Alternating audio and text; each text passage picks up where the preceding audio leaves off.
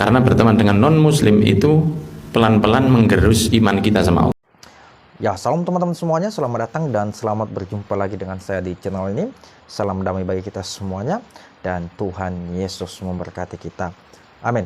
Nah, teman-teman semuanya, seperti biasanya di video kali ini, marilah kita sama-sama menanggapi sebuah pernyataan dari Pak Ustadz ini, dimana di video kali ini dia mengajak umatnya untuk tidak boleh bergaul dengan orang-orang kafir, ya, untuk tidak boleh berteman dengan orang-orang yang tidak seiman. Kenapa?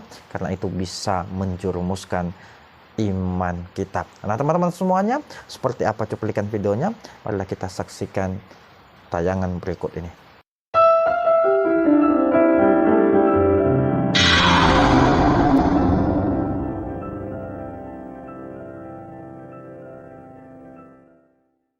Jangan berteman kecuali mukmin. Kenapa? Karena berteman dengan non-muslim itu pelan-pelan menggerus iman kita sama Allah. Walaupun konco antok, kalau bisnis tidak apa-apa, asal setelah bisnis selesai, mari, tidak pakai keluar tanpa tujuan, ayo melaku-melaku. Nah, itu bahaya. Melaku-melaku itu bahaya. Apalagi kalau melaku-melaku nang tunjungan. Jadi kalau jalan-jalan sama orang yang tidak jelas itu, kafir misalnya, dia non-muslim, itu tidak baik. Kenapa? Misalnya begini, keluar dengan orang non-muslim, ya toh? Keluar dengan orang non-muslim. Nah, orang non-muslim ini kebetulan attitude-nya baik.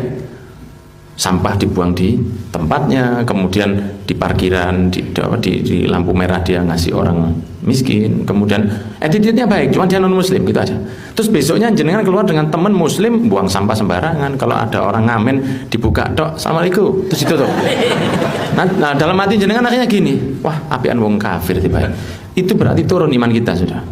Nah, begitu loh. Karena yang kita nilai dari apinya dia itu apa? Buang sampah. Kita lupa bahwa dia ada jelek yang sangat besar. Dia tidak mau dengan Tuhan kita. Itu jelek itu, walaupun dia ganteng atau bersih ini kayak apa. Lah, saudara kita muslim, sejelek apapun tingkah laku nih, mukanya, bajunya compang-camping, dia satu baik yang terbesar karena dia punya iman. Nah, teman-teman semuanya, dari cuplikan videonya dan seperti yang telah kita saksikan bersama-sama tadi, bahwa Pak Ustadz tadi mengajaknya jemaah-jemaah di situ untuk tidak boleh bergaul dengan orang-orang kafir, tidak boleh berteman dengan orang kafir.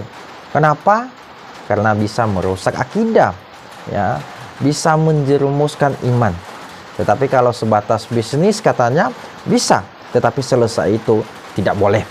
Nah, teman-teman semuanya, saya tertarik untuk membahas ini, ya. Saya mau katakan, apakah iman Pak Ustadz hanya secuil itu, ya, hanya karena gara-gara berteman dengan orang kafir lalu Anda mengatakan bahwa itu bisa merusak akidah, bisa menjerumuskan iman? Saya mau katakan, paman saya adalah seorang muslim, ya, dan kami berteman baik sampai hari ini.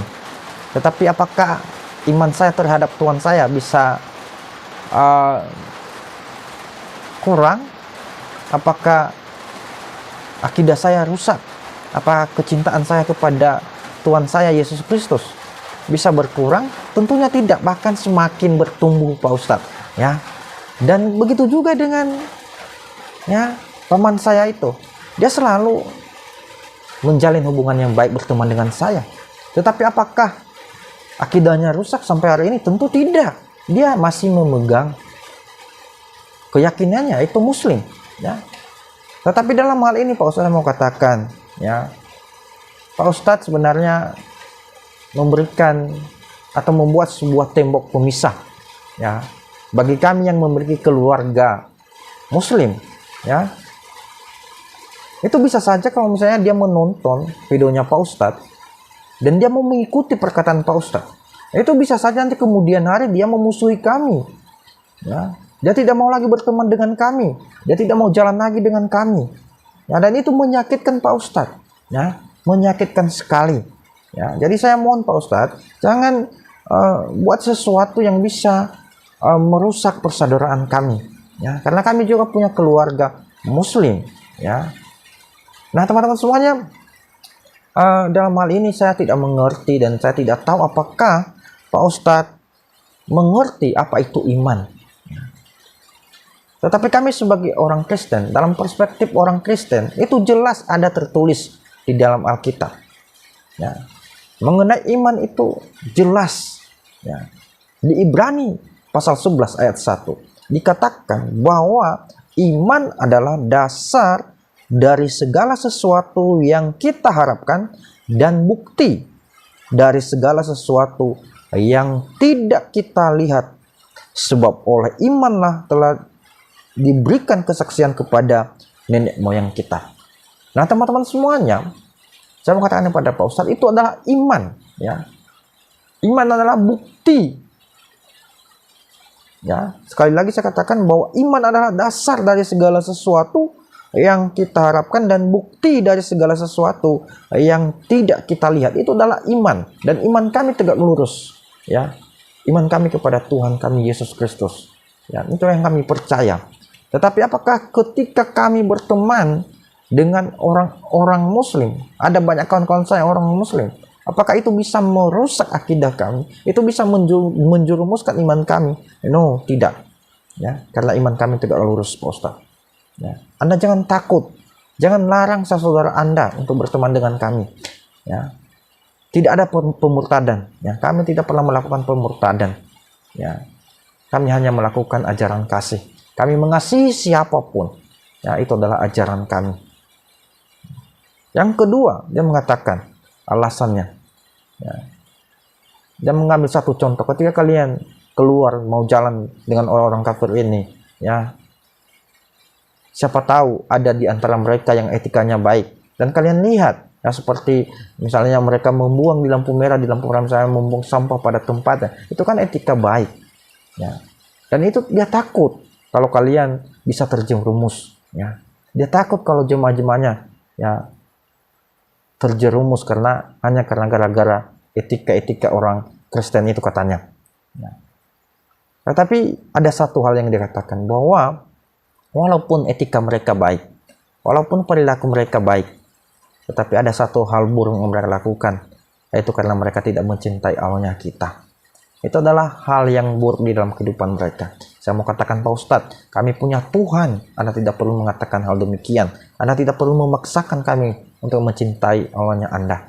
Ya, karena kami punya Tuhan sendiri, kami punya surganya sendiri, kami punya neraka kami sendiri. Ya.